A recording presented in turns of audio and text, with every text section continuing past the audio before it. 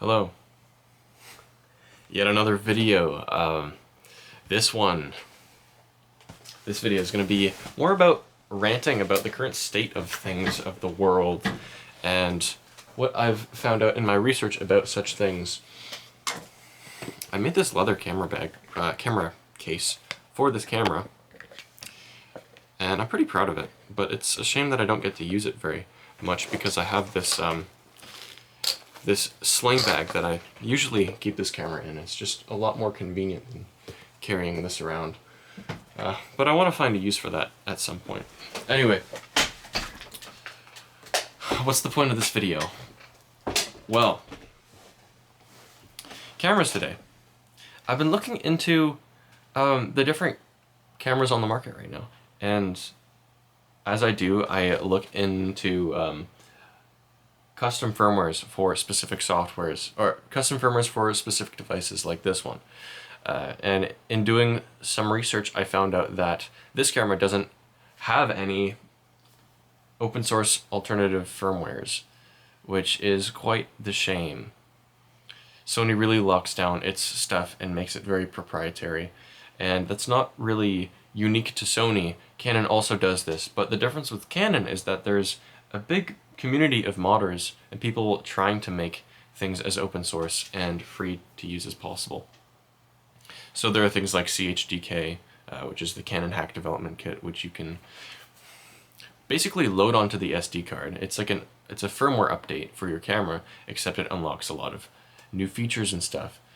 And there's also Magic Lantern for Canon, and there are so many cameras that these hacks work for.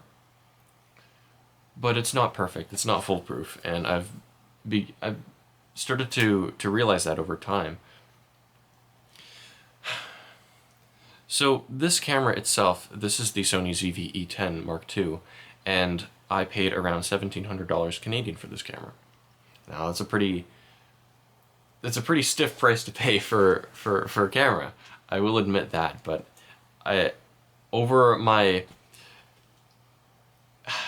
I want to say months of research about different camera models and what would suit me best, I came to the conclusion that this camera specifically would suffice. It's the best thing on the market for my needs specifically. And that's due to a couple of reasons, or several reasons. It's got a interchangeable lens mount. It's got, a microphone jack. It's got a headphone jack. You can plug it into your computer and make it into a webcam very, very easily. And it has all these things, and it's compact as well, and it has the flip-out screen. Those are like the main things that I wanted out of a camera. And it has all of them. But it doesn't check the one box that I really wish my camera would check, and that's the compatibility for open source software.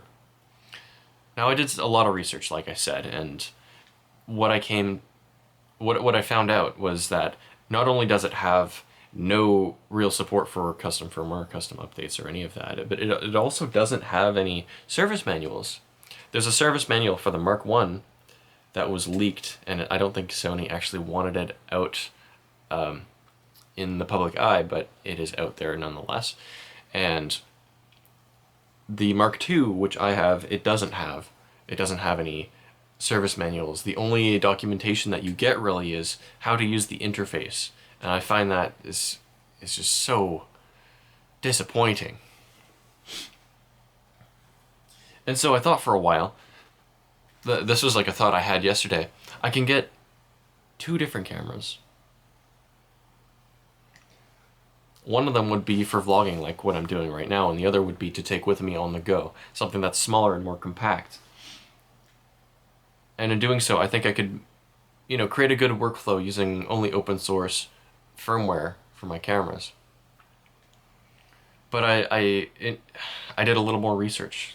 Actually, just this morning I was doing research about the Magic Lantern firmware, and I realized that it doesn't actually replace the firmware that's currently on the Canon camera. It just boots off of the SD card and it loads stuff from there instead. So all of your SD cards have to have the Magic Lantern firmware on it. And that's not the end of the world. But I also realized that you're not just shooting in MP4, you're not shooting to regular video files. With Magic Lantern, even though you have the option to go back to you have the option to boot into the original firmware, the Canon firmware, proprietary, you also, you don't have the option to shoot, where's my train of thought going? You don't have the option to shoot to MP4. That's what I'm trying to say. So you can shoot an MP4 if you go back to the original firmware, but that's really lame. Basically, Magic Lantern overrides that capacity. It overrides the all of the processing that the proprietary Canon encoders do internally, and it just basically you have to shoot RAW in a, what is it, MLV. I think it's an MLV format, and from the MLV format that the Magic Lantern firmware shoots to, you can then transfer, transcode. You can convert that to a better format that you want to work in, like S-Log3, for example. That's a more common one. So there's a really big buffer there in the workflow, and that I think could hinder a lot of people a lot. And for me, the most, on top of on top of having open source firmware as one of my top priorities of a camera, the top priority is to be able to just pick it up and shoot and have it easily accessible. That's like the biggest thing.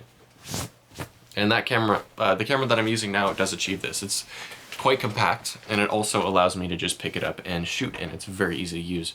And it's very easy to upload videos from that footage.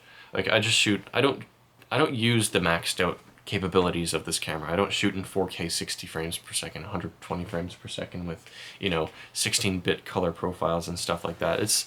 I don't care about those specs because there's a real big trade-off to be made, a real significant trade-off to be made with the amount of storage that those start to take up if you over time, And I already use so much storage with the videos that I shoot right now because I shoot in 1080.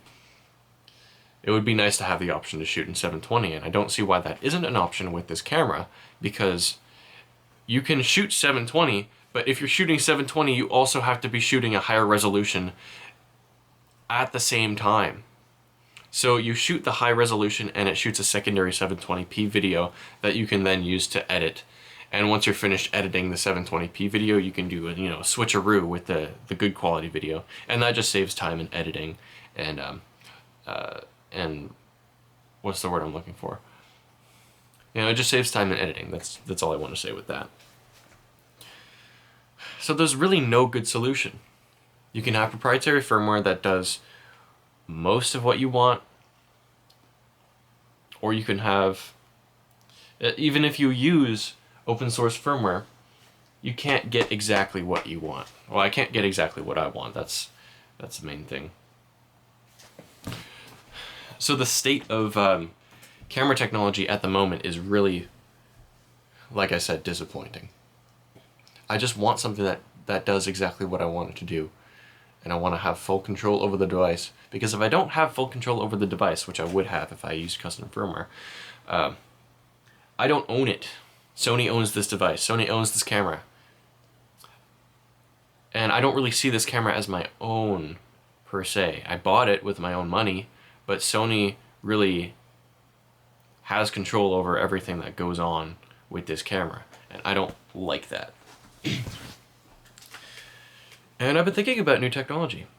I don't know if you've noticed that from this video, but it's not just cameras that I've been thinking about, even though that's been on the forefront of my mind. A secondary industry that technological advancement has really had a big impact on is the automotive industry, and with that has come all the modern wonders of encrapification, as people say. People use the bad word. I don't like using bad words. Anyway, companies are making technology really crappy, And it's, I don't think they're making technology itself really crappy. They're just using technology that is really cool, and they're applying it into their industry in such stupid, maniacal ways. For example, like the cameras that I've been talking about recently. We have all this cool technology that we're putting into a device, but we lock it down so much that we restrict the user so much that we don't have any freedom when it comes to our devices. And it's the same thing with cars. You could buy an electric car, and I recently watched this Technology Connections video. There's a YouTuber named Technology Connections. If you don't know about him, I'd check him out. I think he's really knowledgeable and cool with what he posts. So Technology Connections, he made this video about electric cars and electric, like, energy in general, solar energy, wind energy, and how we store it, how we use it. And the main point, the talking point of that video is basically surrounding confusion related to why people are so stuck in their ways with gas technology, with gas-powered, homes, furnaces, vehicles, all this stuff, and why people aren't more receptive to more technologically advanced alternatives to those things. For a while, I thought that it would be a really bad idea to have a non-gas stove, or have have an electric car, or just like having all of your technology as one medium, if that makes sense. And I think you should diversify. So you have a gas furnace, and like you have a electric car, and you have just different technologies, so that if one thing fails, like if the electric grid fails, then you aren't relying on electricity as your main source for everything that goes on in your house or your life.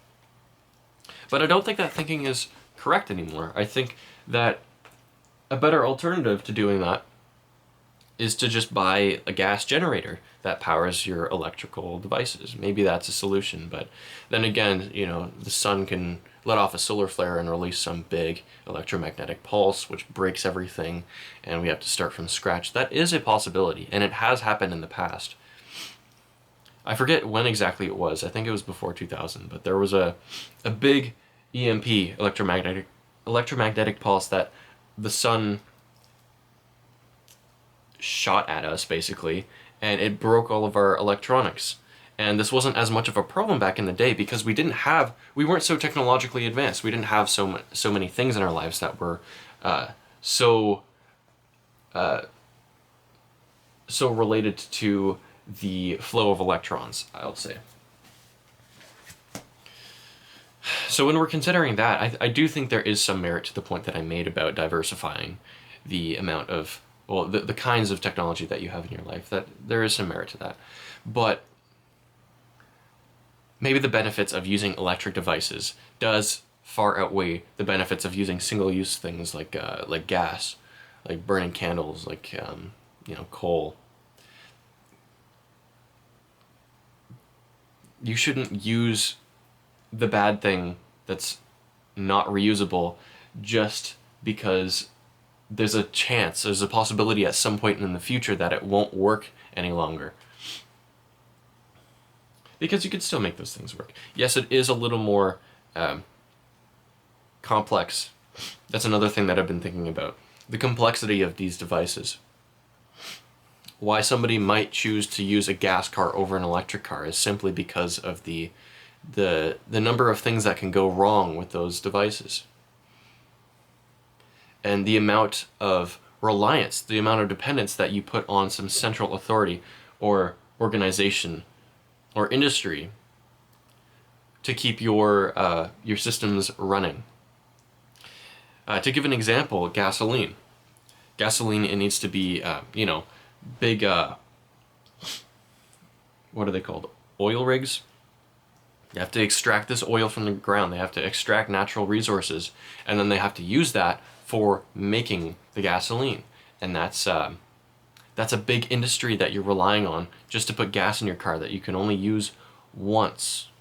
That was another big talking point in the Technology Connections video. You use it once, it's single use, and the gas you burn, you don't get it back. But to continue with what I was talking about just now, with the reliance on that industry, it's so freaking lame, dude. It's so lame. Because the more I think about it, the more I realize that the electric car industry is the exact same as the gas industry. Before I was thinking, like, oh, I want my car to be so simple. I just want it to be, an ignition switch, I want it to be an engine, and I want it to be wheels, and that's it. I don't want anything else. And I don't want the government or, like, some organization with bad intentions to be able to track me. Even if they have good intentions. I don't want my privacy to be forfeited just because of the technology I choose to use.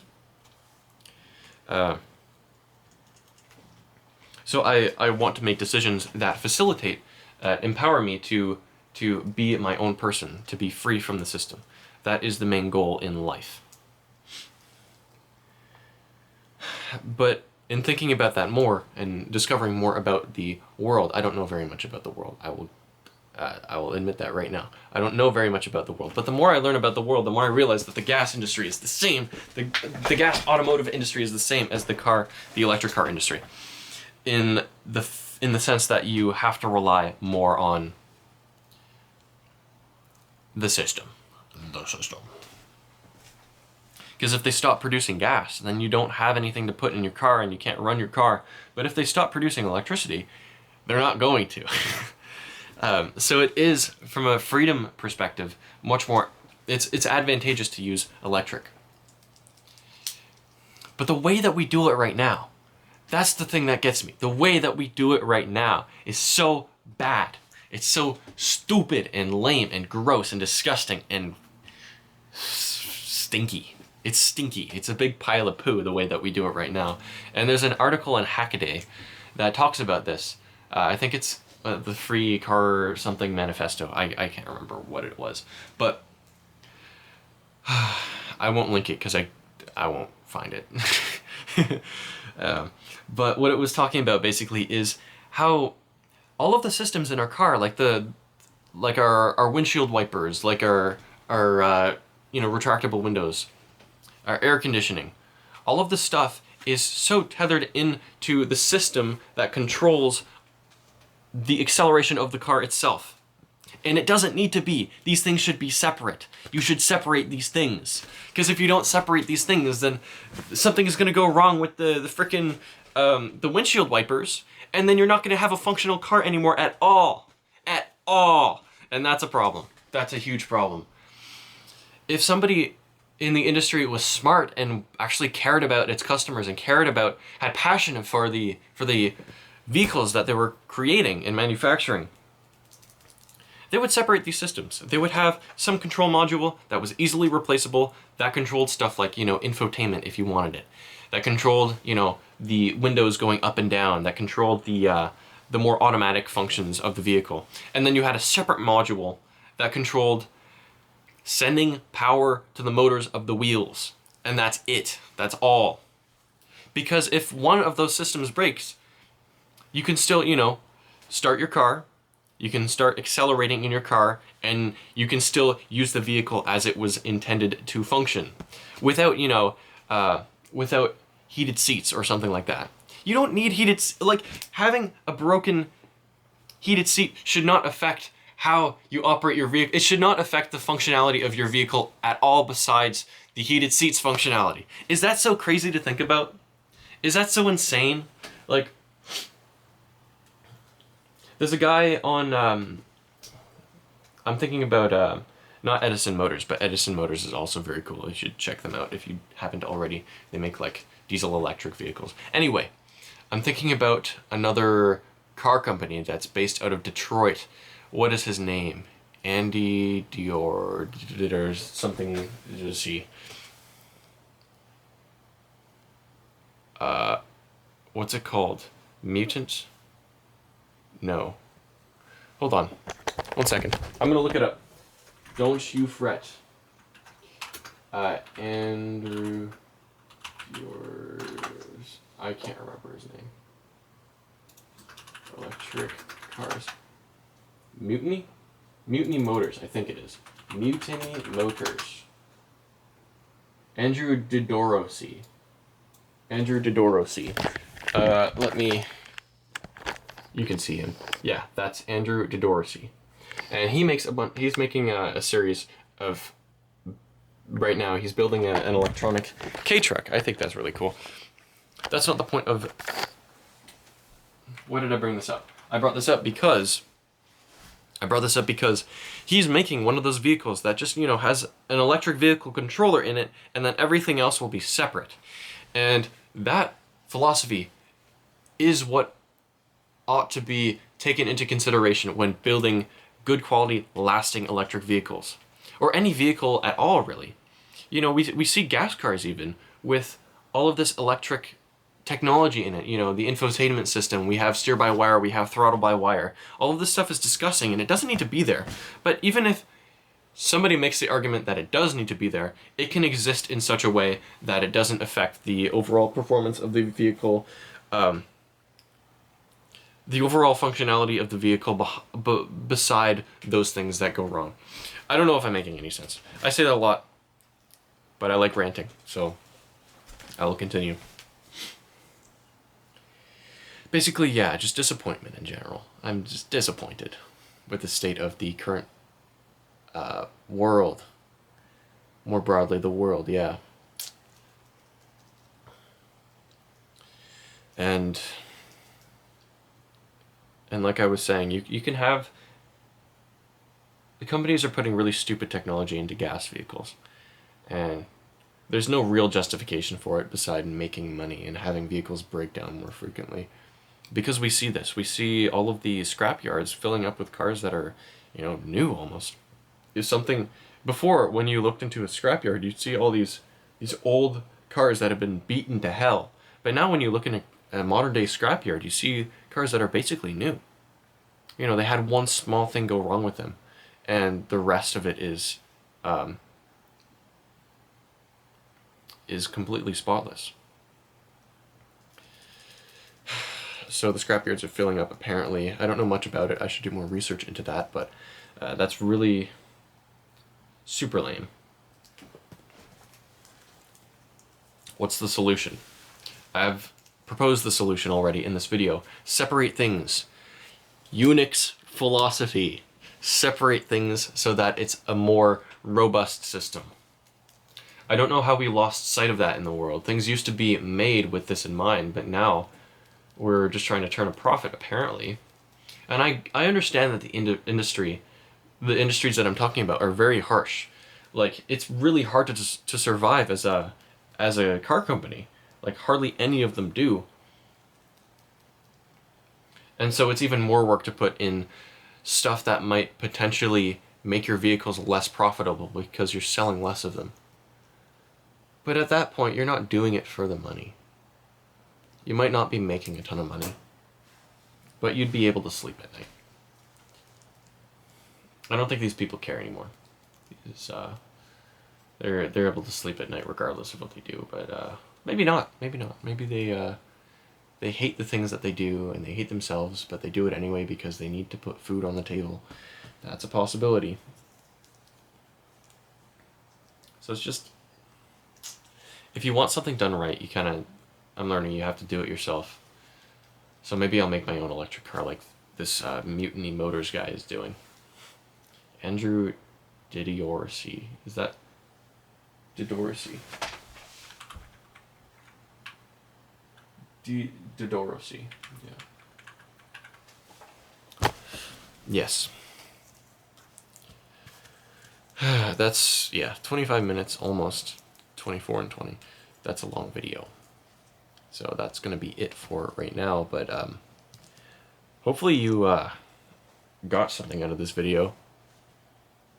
Hopefully you understand where I'm coming from with this this rant and all the concerns that I have for technology as it stands today. I think we could make a positive change. And one of the things that's most disappointing about the car industry specifically is that electric cars could be so cool. They could be so cool if the right person with the right mind had their visions put into place and actually created. But the right person's got to come around for that. They have to be very passionate about what they do, and it might not happen. Like electric cars, I think they could be cooler than gas cars if they were just manufactured properly. Easily repairable. I think electric cars could be much more readily repairable than gas cars, but that's just a hunch that I have. I don't know how that would really play out. But if you had the ability to remove the main battery pack, and you had the ability to like, what is it really that a car needs? Like an electric car, I'm saying. Electric motors. You need all the same stuff as a regular gas car, except the gas engine. And what you replace the gas engine with? You replace it with maybe a potentiometer at the gas pedal connected to some central ECU that isn't responsible for anything else besides the functioning of the car's movement. And then you have a separate module. All of these things would be easily replaceable, by the way, mind you. They'd be, you just take off the panel that covers the center console, and maybe it's sever the connections and then put a new board in there and re-solder or like retighten the connections, and Bob's your uncle. That would be cool. What else do you need? How maybe it's more difficult than I'm thinking it is, and that's a possibility, definitely a possibility. But from an outside perspective, it doesn't seem like it would be that difficult to implement the changes that I'm proposing. So that's the video. I hope you like it.